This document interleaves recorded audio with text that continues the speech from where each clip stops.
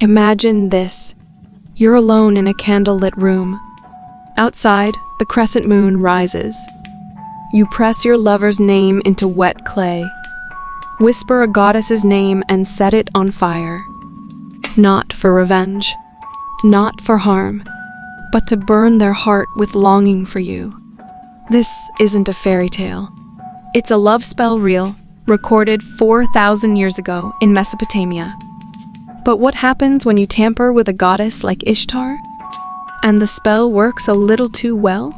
Stick around, because by the end of this story, you'll know the ancient ritual, the hidden risks, and why some love spells were meant to be broken.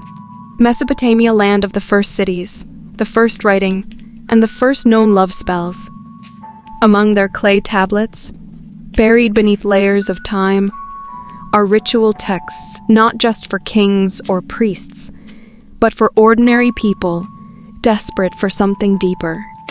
Love, lust, loyalty, and among the most powerful names invoked in these spells, Ishtar, goddess of love and war, worshipped with music, incense, and sacred rites, but also feared.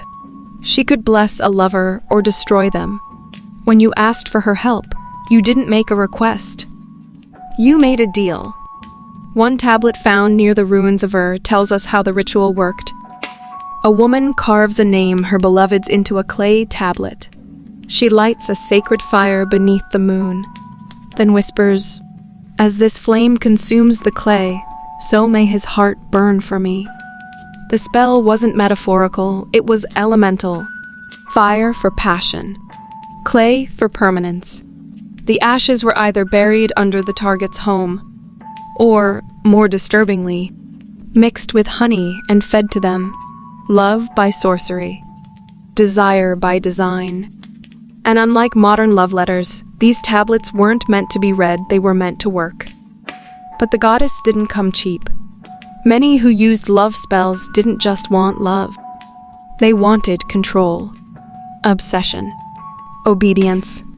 Ishtar, dual goddess of love and war, would answer. But sometimes twisted love into jealousy. Ancient warnings say, "She who calls Ishtar with false heart shall suffer madness." Tablets were found cracked, snapped in half, or thrown into sacred rivers, as if the casters regretted their request. In one, the plea changes mid-spell, "Let him burn with desire."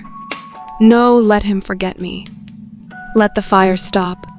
This ancient ritual tells us something timeless. Love has always walked beside fear. The fear of not being wanted. The fear of being forgotten. The temptation to force fate, even just a little. Whether through spells, texts, or desperate dems, the tools change. The desire doesn't. So the next time your heart aches, and you're tempted to bend destiny just a little, ask yourself, would you light the fire? Or would you wait and let the gods decide? As this fire burns, may your curiosity burn too. Subscribe for more forgotten rituals, ancient spells, and the true magic buried in time. This was Forgotten Arcane, where every myth has a price.